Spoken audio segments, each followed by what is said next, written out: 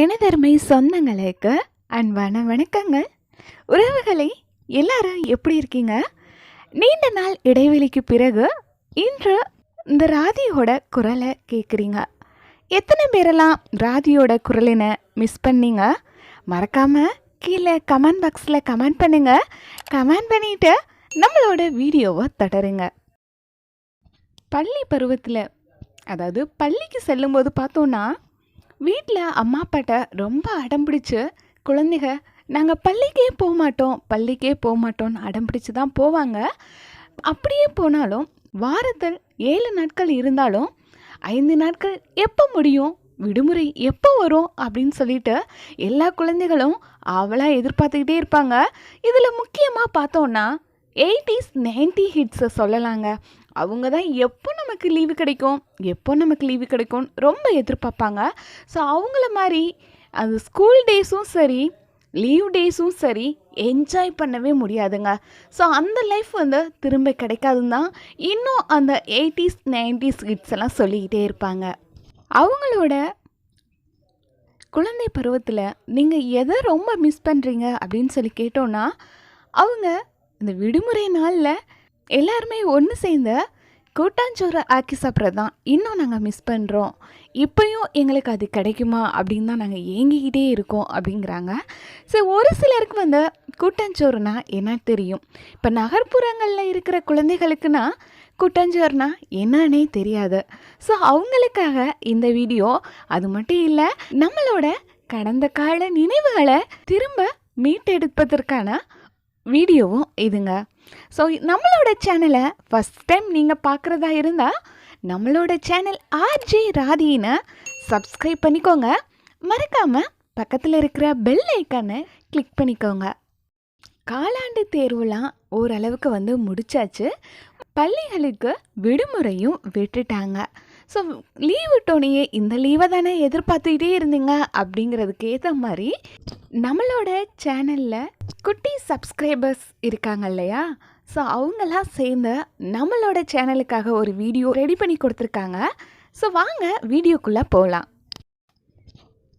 கூட்டாஞ்சோறு ஆக்கலான்னு சொல்லி முடிவு பண்ணிட்டாங்க. ஸோ எல்லோரும் வீட்டில் இருந்தால் ஒவ்வொரு பொருள் வரணும்னு சொல்லி பேசிட்டாங்க. ஃபஸ்ட்டு பார்த்தோன்னா, நம்ம விளையாடுற கிரவுண்ட்லேயே நம்ம கூட்டாஞ்சோறு ஆக்கலான்னு சொல்லிட்டு, ஸோ அந்த கிரவுண்டில் பார்த்தோன்னா அடுப்புக்கு தேவையான கற்கள்லாம் ரெடி பண்ணுறாங்க. ஸோ பாருங்களேன், இவங்க விளையாடுற அந்த கிரவுண்டே பச்சை பசேன்னு இருக்குது. ஸோ ஒவ்வொரு வீட்டில் இருந்து பொருட்கள்லாம் எடுத்துக்கிட்டே வராங்க. ஸோ அடுப்பு ரெடி பண்ண போகிறாங்க.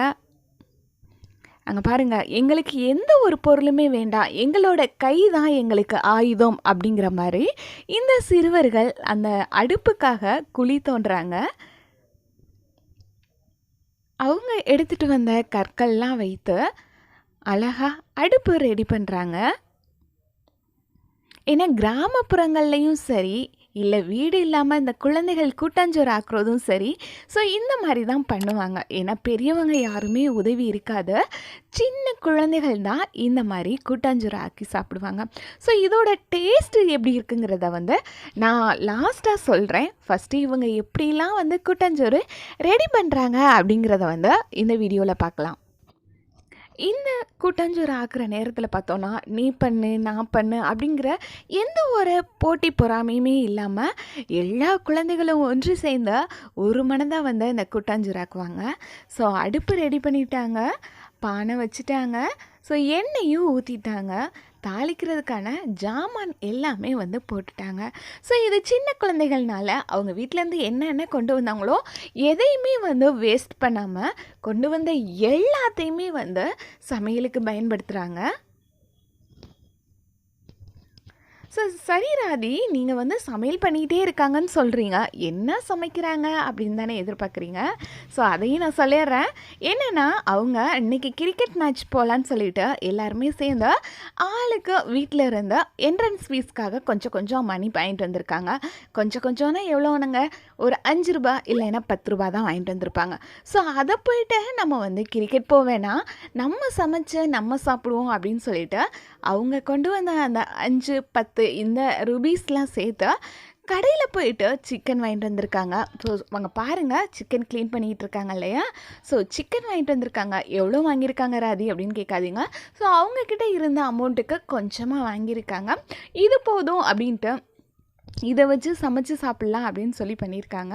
ஸோ சிக்கன்லாம் வந்து க்ளீன் பண்ணிவிட்டு அதையும் வந்து அந்த பானையில் போடுறாங்க. ஸோ இது இப்போ பார்க்கும்போது என்ன தெரியுதுன்னு எனக்கே பார்க்கும்போது என்ன தெரியுதுன்னா, இவங்க வந்து சிக்கன் பிரியாணி தான் பண்ண போகிறாங்க அப்படின்னு நினைக்கிறேன். ஸோ வெயிட் பண்ணி பார்க்கலாம். எனக்கும் தெரியல இவங்க என்ன பண்ணிகிட்டு இருக்காங்கன்னு. சிக்கன்லாம் க்ளீன் பண்ணி நல்ல சமையல் வந்து பண்ணிகிட்டு இருக்காங்க. ஸோ நம்ம கூட வீட்டில் இவ்வளோ நீட்டாக இவ்வளோ அழகாக பண்ணுவோமான்னு தெரில. ஆனால் அந்த சின்ன பசங்க பாருங்களேன் எவ்வளோ அழகாக பண்ணிகிட்டு இருக்காங்கன்னு. ஸோ அதுக்கேற்ற மாதிரி விறகடுப்பு வச்சு இது பார்க்கும்போதே நமக்கே ஆசையாக இருக்குது. ஸோ நம்மளும் ஒரு காலத்தில் இப்படி தானே, எப்போ ஸ்கூல் லீவ் விட்டாலும் ஓடி போய், அதாவது நம்ம ஃப்ரெண்ட்ஸ்களோடு சேர்ந்துட்டு, ஸோ எங்கே காடு இருக்குது அந்த காட்டில் போயிட்டு யாராவது வராங்களா, இல்லை வரல, அப்போ நம்ம ஆக்கி நம்ம சாப்பிட்லாம் அப்படின்னு சொல்லிட்டு ஒரு 10 பேர் சேர்ந்தா கூட இல்லைங்க, 10 பேர் என்னங்க, ஒரு 3 பேர் சேர்ந்தா கூட கூட்டாஞ்சோறு ஆக்கிடுவாங்க. ஸோ அந்தளவுக்கு என்னோட லைஃப்பில் வந்து நானும் மறக்க முடியாத ஒரு தருணம் தான். ஆனால் இந்த தருணத்தை இந்த நேரத்தில் எனக்கு ஞாபகப்படுத்தியிருக்காங்க இந்த குழந்தைகள் எல்லாரும். எப்படியும் வந்து உடனே வந்து ஒரு அரை மணி நேரத்துலேயே வந்து அந்த சிக்கன் பிரியாணி வந்து அவங்களால ரெடி பண்ண முடியாது. ஏன்னா நம்மளே வீட்டில் வந்து சாப்பாடு ரெடி பண்ணணும்னா கிட்டத்தட்ட 1 மணி நேரமாக தான் ஆகும். அந்த மாதிரி தான் இவங்க, அதுவும் விறகடுப்பில் பண்ணும்போது கொஞ்சம் லேட்டாக தானேங்க ஆகும். ஸோ இந்த விறகடுப்பில் பண்ணிகிட்டு இருக்கும்போது என்ன பண்ணலாம் அப்படிங்கிறது அவங்களுக்கு தெரியலை.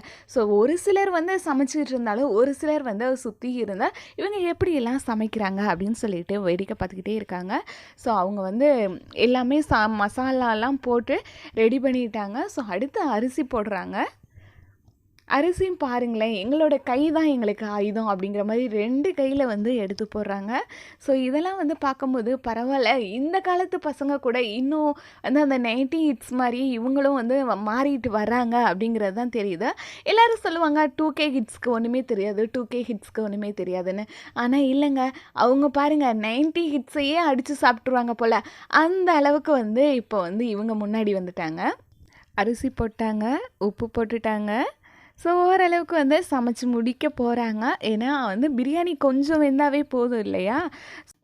அந்த பிரியாணி ரெடி ஆகிற வரைக்கும் என்ன பண்ணலான்னு பார்த்தா, இங்கிட்ட ஒரு டீமு காவியம் மணி காவியம்னு விளாட்றாங்க. ஸோ 80s 90s பாய்ஸ் எல்லாம் பார்த்தோன்னா ஸ்கூல்லையும் சரி, வீட்லேயும் சரி, இல்லை விளையாடுற கிரவுண்ட்லேயும் சரி, இதுதான் விளையாடுவாங்க. ஸோ என்னால் வந்து இதை வந்து பார்த்த உடனேயே, என்ன தம்பிகளா, சார் நீங்கள் இதெல்லாம் விளையாடுவீங்களா அப்படிங்கும்போது, நாங்கள் விளையாடுவோம் அக்கா அப்படின்னு சொல்லி விளையாண்டாங்க. ஸோ எனக்கு ரொம்பவே சந்தோஷமாக இருந்துச்சு. பரவாயில்ல, இந்த காலத்துலேயும் இவ்வளோ ஒற்றுமையாக வந்து விளையாண்டிகிட்டு இருக்காங்க அப்படின்னு சொல்லிட்டு. இதாவது நம்மளோட அந்த காலத்து விளையாட்டை வந்து இந்த காலத்துலேயும் விளையாண்டுக்கிட்டு இருக்காங்க அப்படிங்கும்போது எனக்கு இன்னுமே சந்தோஷமாக இருக்குது. பார்க்குற உங்களுக்குமே சந்தோஷமாக தான் இருக்கும்னு நினைக்கிறேன். ஸோ இந்த விளையாட்டை பற்றின கருத்துக்களை கீழே கமெண்ட் பாக்ஸில் கமெண்ட் பண்ணுங்கள். நீங்களும் இந்த விளையாட்டு விளையாண்டு இருக்கீங்களா அப்படிங்கிறதையும் கமெண்ட் பண்ணுங்கள்.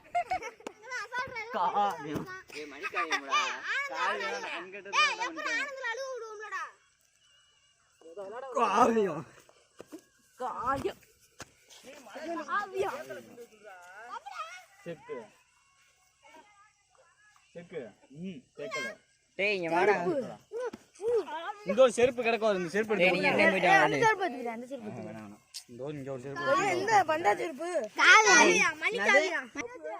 கீழே விழுந்தா கூட அடிப்படாத அளவுக்கு புற்கள் நிறையாவே இருக்கு. ஸோ அருமையாக இருக்குது அந்த தரையுமே.